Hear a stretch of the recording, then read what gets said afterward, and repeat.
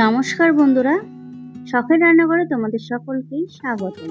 আজকে আমি তোমাদের জন্য নিয়ে এসেছি ঝরঝরে সুগন্ধি খিচুড়ি। আর এই খিচুড়িটা কিন্তু আমি একদম নিরামিষ খিচুড়ি তৈরি করেছি।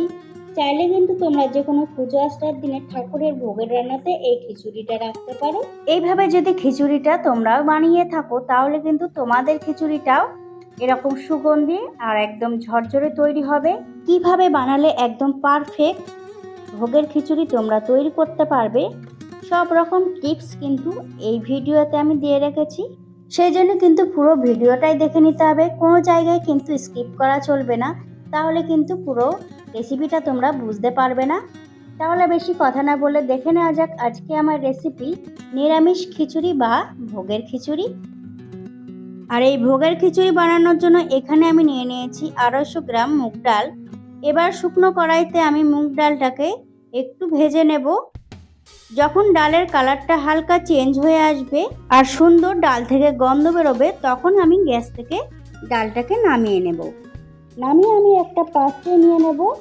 এবার আমি বেশি জল দিয়ে একবারই ডালটাকে ধুয়ে নেব।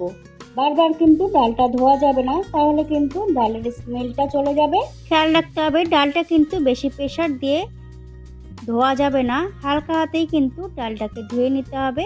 তো দেখতেই পাচ্ছ ডালটা কিন্তু আমার ধোয়া হয়ে গেছে। এবার জলটাকে ঝরিয়ে নেব। আর জলটাকে ঝরিয়ে নেওয়ার পরে এবার আমি কড়াইতে দিয়ে দেব 2 লিটার জল। 2 লিটার জল দেওয়ার পরে ওই জলের মধ্যেই আমি দিয়ে দেব 1 চামচ হলুদ গুঁড়ো।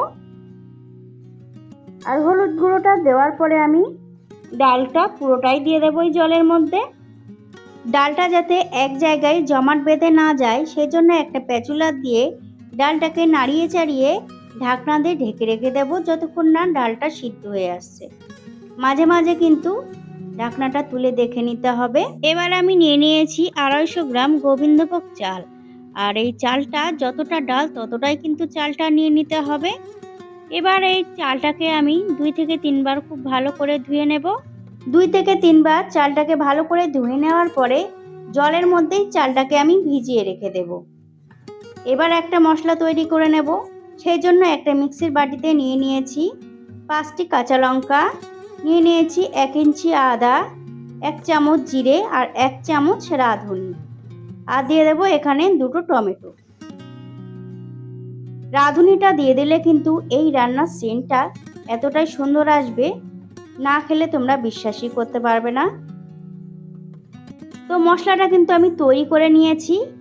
এবার আমি এই মশলাটা একটু সাইড করে রেখে দেব। আর একটা বাটিতে আমি কাজু বাদাম আর কিশমিশ ভিজিয়ে রেখেছি। 10 থেকে 12টি কাজু বাদাম আর 2 চামচ মতন কিশমিশ ভিজিয়ে রেখেছি। আর এদিকে কিন্তু ডালটাও আমার সিদ্ধ হয়ে গেছে। আমি ভালো করে কাছ থেকে তোমাদেরকে দেখিয়ে দিচ্ছি, ডালটা কিন্তু গোটা গোটা নেই, একটু ভেঙে আছে। একদম কিন্তু ডালটাকে গলিয়ে নেওয়া যাবে না। তখনই আমি দিয়ে দেব চাল। আমি যেই গোবিন্দভোগ চালটাকে ভিজিয়ে রেখেছিলাম সেই চালটাই এবার এই ডালের মধ্যে দিয়ে দিয়েছি। এবার চাল আর ডালটা খুব ভালো করে নাড়িয়ে চাড়িয়ে নেব। আর একটি ফ্রাই প্যানে আমি মশলাটা কষিয়ে নেব, সেই জন্য দিয়ে দিয়েছি সর্ষের তেল। এখানে আমি হাফ কাপ মতন সর্ষের তেল দিয়ে দিয়েছি।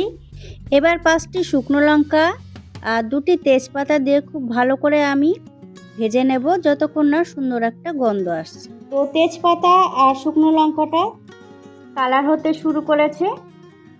এবার আমি দিয়ে দেব 1 চামচ গোটা জিরে। আর এই গোটা জিরেটা ততক্ষণ ভেজে নিতে হবে যতক্ষণ খুব সুন্দর একটা স্মেল আসবে, ততক্ষণই কিন্তু পুরো মশলাটাকেই আমি ভেজে নেব। আর এই গোটা মশলাটা কিন্তু আমার প্রায় ভাজা হয়ে গেছে। দেখতে পাচ্ছ কালারটা কিন্তু চেঞ্জ হয়ে গেছে। এবার আমি দিয়ে দেব মশলা। যেহেতু এই মশলাতে টমেটো দিয়েছি, তেলটা কিন্তু একটু ছিটকাতে পারে, সেই জন্য কিন্তু খুব সাবধানে এটা দিতে হবে। এবার আমি মশলাটা খুব ভালো করে কষাতে থাকবো যতক্ষণ না মশলা থেকে তেলটা ছেড়ে আসছে, ততক্ষণেই কিন্তু মশলাটা কষিয়ে নেব। এবার আমি দিয়ে দেব স্বাদ মতো নুন আর দিয়ে দেব হাফ চামচ হলুদ গুঁড়ো।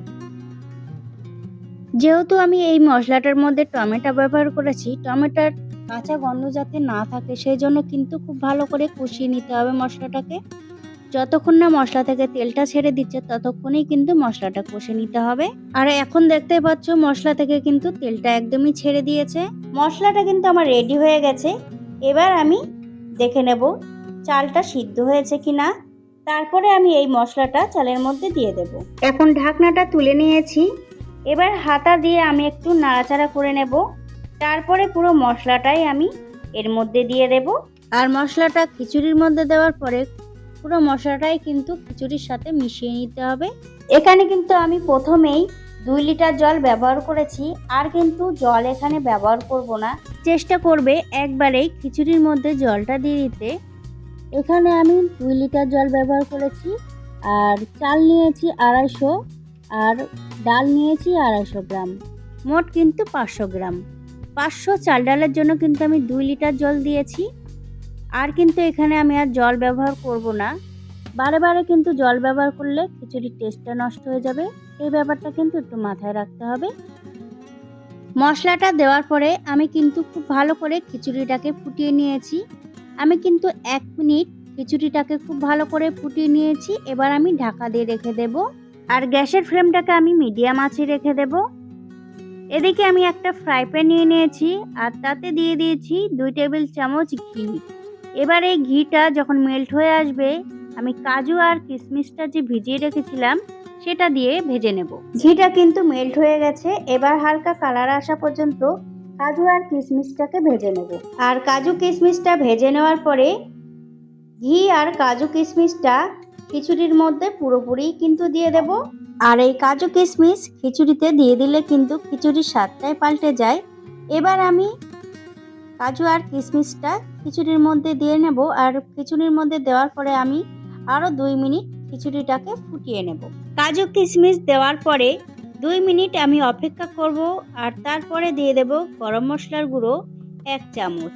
গরম মশলার গুঁড়ো দিয়ে দিলেই কিন্তু তৈরি হয়ে যাবে গরম গরম ভোগের খিচুড়ি বা নিরামিষ খিচুড়ি। তাহলে বন্ধুরা, রেসিপিটা তোমাদের কেমন লেগেছে অবশ্যই কিন্তু আমাকে কমেন্টে জানাতে ভুলবে না। ভালো লেগে থাকলে একটা লাইক করে দেবে, আর আমার চ্যানেলে নতুন বন্ধু হয়ে থাকলে আমার চ্যানেলটিকে সাবস্ক্রাইব করে নেওয়ার অনুরোধ রইল। এখানে কিন্তু আমি 1 চামচ গরম মশলা দিয়ে দিয়েছি। পরিমাণগুলো সবসময় একটু মাথায় রাখবে, তাহলে কিন্তু পারফেক্ট খিচুড়ি তোমরাও তৈরি করে নিতে পারবে। আর গরম মশলা দেওয়ার পরে অন্তত পক্ষে 5 মিনিটের জন্য হলেও খিচুড়িটাকে কিন্তু ঢেকে রাখতে হবে। তো এবার আমি খিচুড়িটাকে সার্ভ করে নিচ্ছি। খিচুড়িটা আমি আলুর দম, ফুলকপি ভাজা আর বেগুন ভাজার সাথে সার্ভ করে নিচ্ছি। তো বন্ধুরা, আজকের মতন এই পর্যন্ত। দেখা হচ্ছে অন্য কোনো রেসিপি নিয়ে। ততক্ষণে সবাই ভালো থাকবে, সুস্থ থাকবে। নমস্কার।